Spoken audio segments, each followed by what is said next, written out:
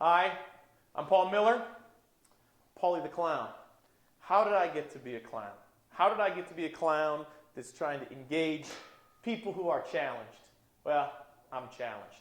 I was challenged. In high school, I was lucky.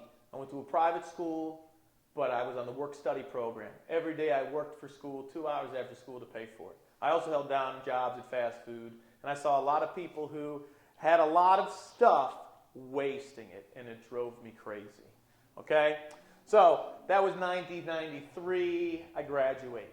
1996, I go to a school called CCM, University of Cincinnati College Conservatory of Music. Okay? And this was an art school.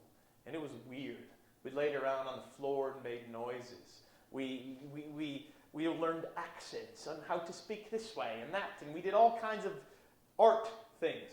And I was confused. And it was part art, part social work for me, because I got to work out all my issues. All the issues of my dad being an alcoholic, my mom being codependent. I got to work all this out thanks to CCM.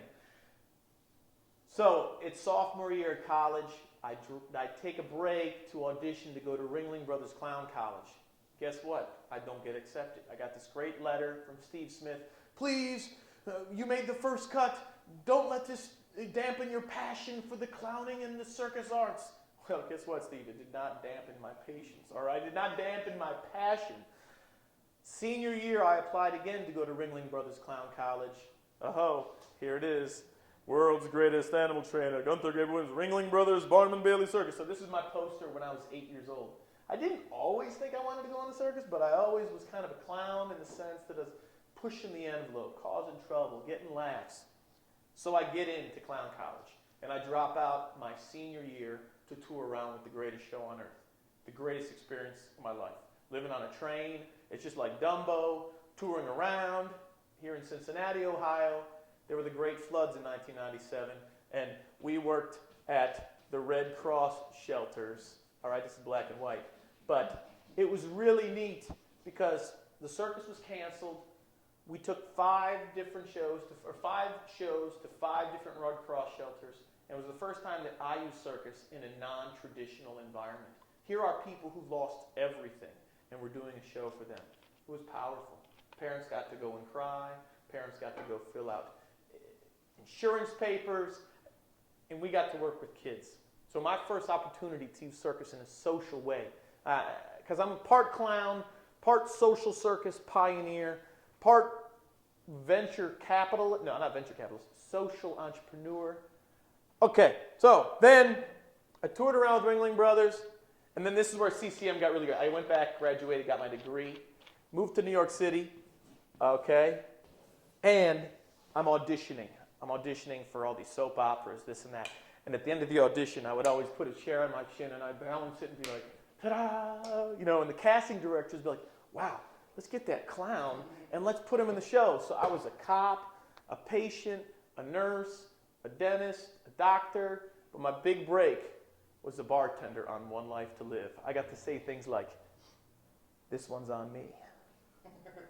I got to do some fun stuff, and it was all because I dropped out of CCM and I toured with the circus. Everybody thought it was the stupidest move. What are you doing? How are you going to drop out? But I did it, and it was great. So then, New York City. That was in 98 to 2000.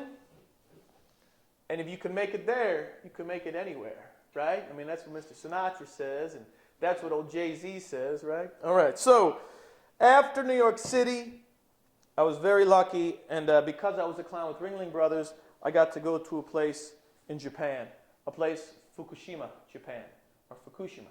Believe me, no one heard of Fukushima until a couple weeks ago when the tsunami hit, and now it's on the news all the time.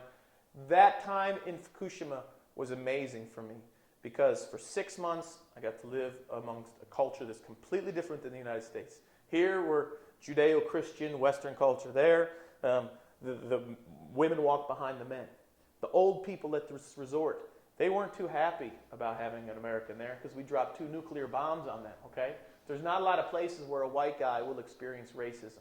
And by no means is it the overt racism that many people in this country have in the United States, but to be introduced as a hairy southern bastard, okay, was really interesting.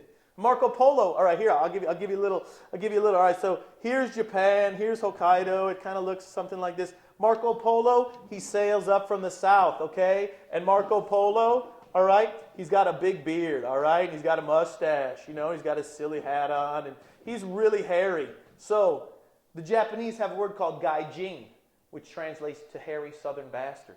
And I always knew what kind of experience and relationship I was going to have depending on if they introduced me as Gai Gokujin or Gaijin.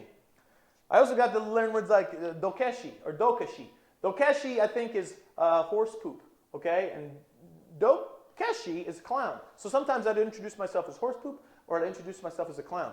It was challenging. It was a challenging experience.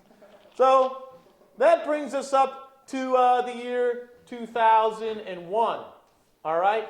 What should I do? I got some great jobs working at casinos. Because believe me, in the late 90s, right between when getting off the road from the Circus and going to New York City, the NASDAQ was at 5,000, all right? People were looking at their 401k and they're like, wow, I'm worth $500,000. Let's go to the casino. So I got these great jobs at the casino.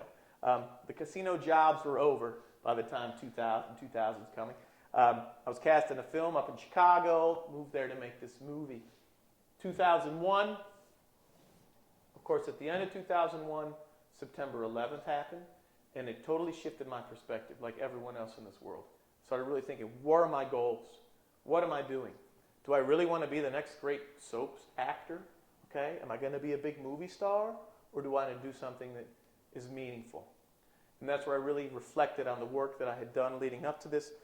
Doing all this other work, I worked with kids in fancy private schools, teaching them some circus skills. I worked with some kids who were like on the margins. And that's when it really hit me that I needed to do something that had some impact, that was meaningful. So I started a circus called Circus Team in Chicago. And that's where we'll pick up with our next episode of A Day in the Life of Paul Miller.